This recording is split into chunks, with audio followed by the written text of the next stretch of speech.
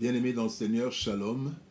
Nous nous retrouvons pour une nouvelle semaine de méditation. Nous commençons ce lundi. Nous sommes lundi 22 juin 2020 et nous sommes dans la joie de nous retrouver après le petit repos de week-end et la prédication du dimanche hier. Aujourd'hui, nous allons méditer dans le livre de Jean, l'évangile selon l'apôtre Jean, le chapitre 14, verset 21. Jean 14, 21. La parole de Dieu dit ceci: « Celui qui a mes commandements et qui les garde, c'est celui qui m'aime. Et celui qui m'aime sera aimé de mon Père, je l'aimerai et je me ferai connaître à lui. » Aimer Dieu pour être aimé de Dieu. Bien-aimé dans le Seigneur, le plus grand commandement de Dieu, c'est « Tu aimeras le Seigneur ton Dieu de tout ton cœur, de toute ton âme et de toute ta pensée. » Matthieu chapitre 22, verset 37, c'est Jésus-Christ qui le dit comme réponse à une question qui lui avait été posée. Alors, si l'amour envers les autres peut se comprendre par certains actes, peut-être par des paroles, l'amour pour Dieu parfois laisse certains dans un flou. J'aime Dieu, aimer Dieu. Et ce flou pousse à des compréhensions diverses. Pour certains, aimer Dieu, c'est prier. Quand je prie, c'est que j'aime Dieu. Pour certains, quand je suis en train de chanter, je chante pour Dieu, donc je l'aime. Pour d'autres encore, aller à l'église, c'est ça, aimer Dieu. Et encore, avoir des sentiments pour lui dans son cœur. Aimer Dieu, avoir un sentiment d'amour pour Dieu, pour ce qu'il a fait. Et généralement, c'est pour ce qu'il a fait. Et cet amour, c'est surtout quand il y a quelque chose de bon qui est fait. Mais Christ, connaissant les difficultés ou les diverses interprétations qu'on pourrait donner à cette parole, Christ donne une explication claire aux disciples.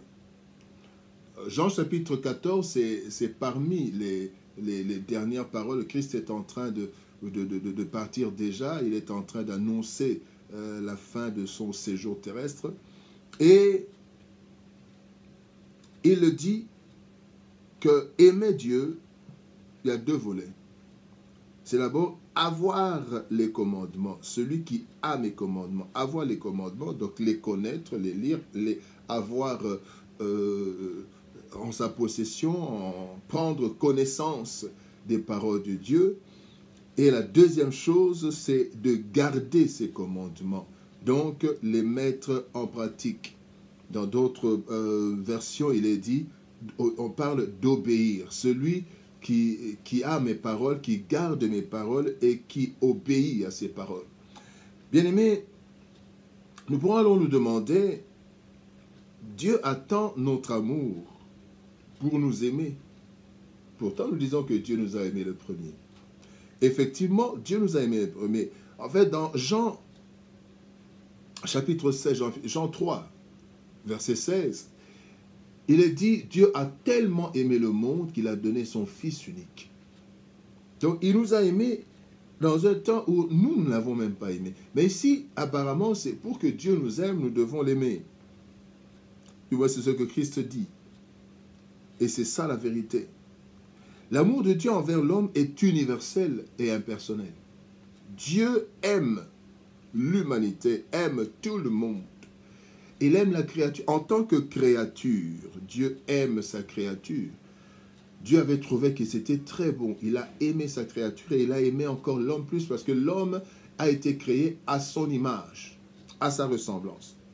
Cependant, Adam a trahi cet amour de Dieu. Adam a trahi cet amour et Dieu l'a chassé. Il l'a aimé en tant que créature, mais la communion a été brisée et Dieu l'a chassé. Mais Dieu replace confiance et amour en Jésus-Christ. Quand la colombe descend sur Jésus-Christ, il dit, voici mon fils, écoutez-le, celui en qui je mets toute ma confiance, tout mon amour. Et donc l'amour que l'homme avait perdu à partir d'Adam, parce que Adam n'a pas fait confiance à Dieu, Adam s'est séparé de Dieu, Dieu a placé sa confiance en Jésus-Christ, le second Adam, l'homme parfait. Et maintenant, pour entrer dans cet amour, confiant que Dieu a déposé en Christ, il y a maintenant un processus. Dieu aime tout le monde, les bons et les mauvais, mais il y a maintenant un processus pour entrer dans la confiance perdue par Adam. Eh bien, il y a un processus en 3 étapes. La première étape, c'est aimer Dieu. Et alors Dieu nous aime, et Christ se manifeste et accomplit pleinement son œuvre. Il est dit, quand nous relisons le texte, « Celui qui a mes commandements et qui les garde, c'est celui qui m'aime. Et celui qui m'aime sera aimé de mon Père. Je l'aimerai et je me ferai connaître à lui. » Et là maintenant, c'est pour entrer, là, cet amour. Maintenant, voilà pourquoi Dieu a mis à la disposition de l'humanité sa parole. Sa parole qui est esprit et vie. La Bible dit dans Jean chapitre 6, verset 63, « C'est l'esprit qui vivifie, la chair ne sert de rien. Les paroles que je vous ai dites sont esprit et vie. » Ainsi, lorsque nous découvrons la parole en Dieu, il y a 3 choses qui doivent se passer en nous. La première chose, c'est que cette parole doit habiter en nous. Quand nous avons la parole de Dieu, nous la lisons, nous la méditons, nous l'étudions. Cette parole habite en nous. Colossiens chapitre 3, verset 16.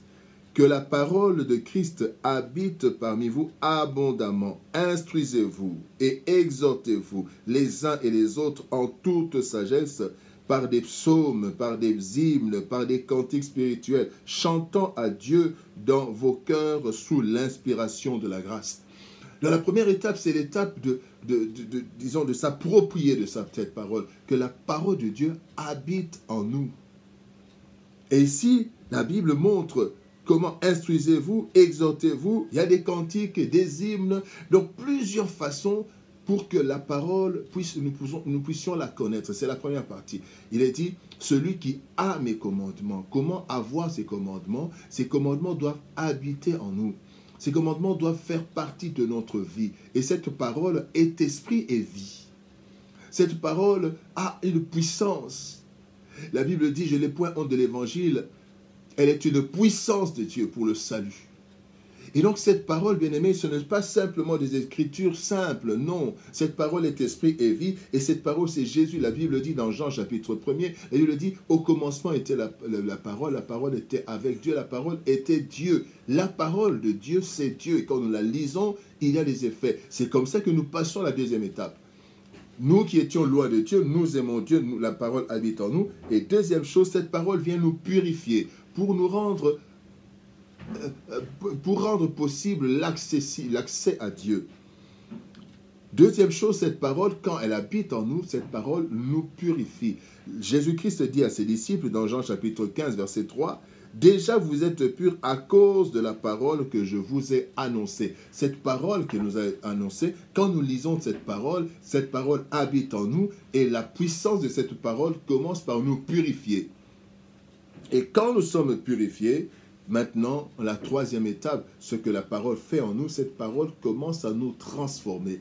En méditant la parole de Dieu, en l'étudiant, cette parole nous purifie parce qu'elle est esprit et vie, elle est puissance de Dieu. Et cette parole aussi commence à nous transformer. Romains chapitre 12, verset 2, la Bible dit, « Ne vous conformez pas au siècle présent, mais soyez transformés par le renouvellement de l'intelligence. » C'est la transformation, pas la transformation physique. Nous devenons chrétiens, nous gardons notre teint, nous gardons notre taille, nous gardons notre corpulence. Mais nous sommes renouvelés de l'intelligence, le renouvellement de l'intelligence. Et le renouvellement de l'intelligence vient de cette parole entrée en nous, qui nous purifie et qui est en train de nous montrer les vraies exigences, les exigences du Père. Il est en train de nous montrer les réalités. Et ainsi, la Bible nous dit, soyez transformés par le renouvellement de l'intelligence, afin que vous discerniez quelle est la volonté de Dieu, ce qui est bon, agréable et parfait. Comment nous allons connaître la volonté de Dieu, ce qui est bon, ce qui est agréable, qui est parfait? C'est à travers sa parole. Et en lisant sa parole, nous sommes en train de nous rendre compte que nous sommes à côté de la plaque, à côté, en dehors de la parole. Et en lisant, cette parole nous purifie, nous rend purs devant le Seigneur. Et cette parole commence à nous transformer.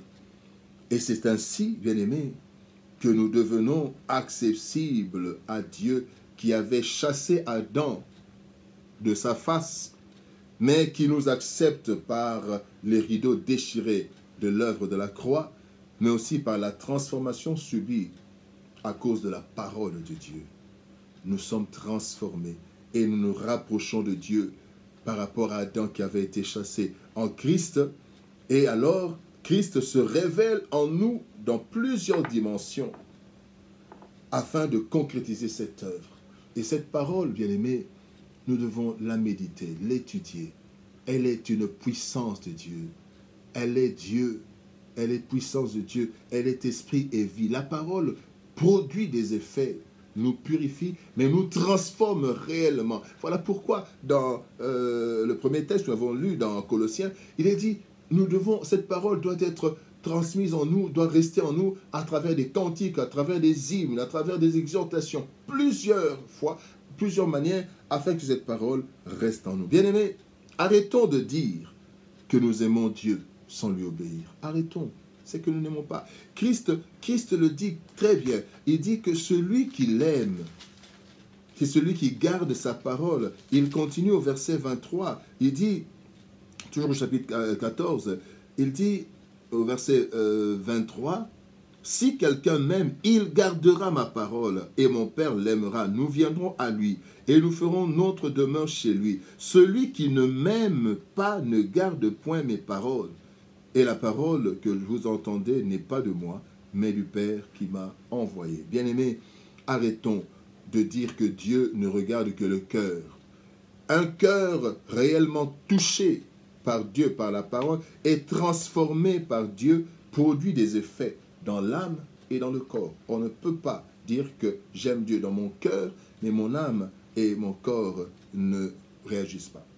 Connaissons et gardons ses commandements pour bénéficier de son amour et bénéficier de la manifestation de Christ en nous. Que Dieu nous bénisse pour cette méditation. Bon début de semaine de travail. Shalom et à demain.